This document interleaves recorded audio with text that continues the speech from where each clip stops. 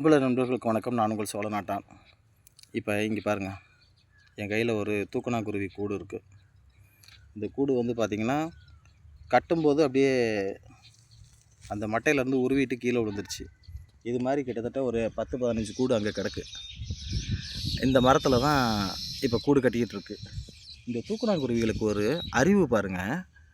இப்போ கரெக்டாக ஆடி மாதம் இப்போ தான் வந்து அந்த கூடுகள் வந்து கட்டிக்கிட்டு இருக்குது.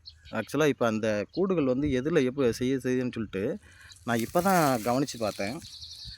இந்த இது எல்லாமே வந்து தென்னை மட்டைங்க, தென்னை மட்டை.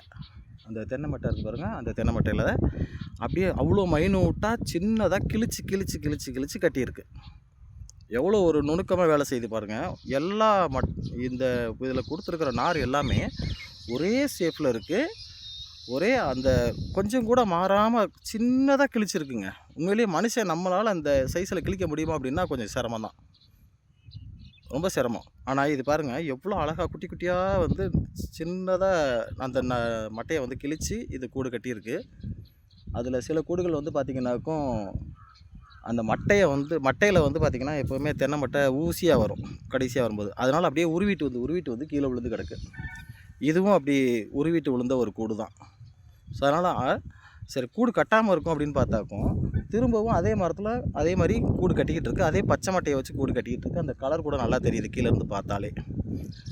அப்போ இந்த இதில் வந்து பார்த்திங்கன்னா கிட்டத்தட்ட ஒரு 4 தென்னை மரம் இருக்குது. ஆனால் இந்த 4 தென்னை மரத்துலேயும் அது கட்டலை. இப்போ வந்து ஆடி மாதம் காற்று வந்து மேற்கு திசையிலேருந்து அடிக்கும். அதனால் இந்த கடைசி தென்னை மரத்தில் கட்டியிருக்குங்க. இந்த கடைசி தென்னை மரம் வந்து பார்த்திங்கன்னா கிழக்கு திசையில் இருக்குது. அப்போ அது மேற்கு திசையிலேருந்து காற்றடிச்சா அந்த காற்றை தடுத்து நமக்கு கூடு வந்து ரொம்ப காற்றுக்கு ஆடாமல் இருக்கணும் அப்படின்றதுக்காக அது வந்து காற்று வரும் திசையை கூட அறிஞ்சு எந்த இடத்துல கூடு கட்டணும்னு கூடு கட்டுதுங்க. எவ்வளோ பெரிய ஒரு அறிவாளியாக இது வேலை செய்து பாருங்கள். நாம் என்ன சொல்கிறோம், நம்மளுக்கு மட்டும்தான் ஏதோ அறிவு இருக்குது அப்படின்ற மாதிரி நம்ம பேசுகிறோம்.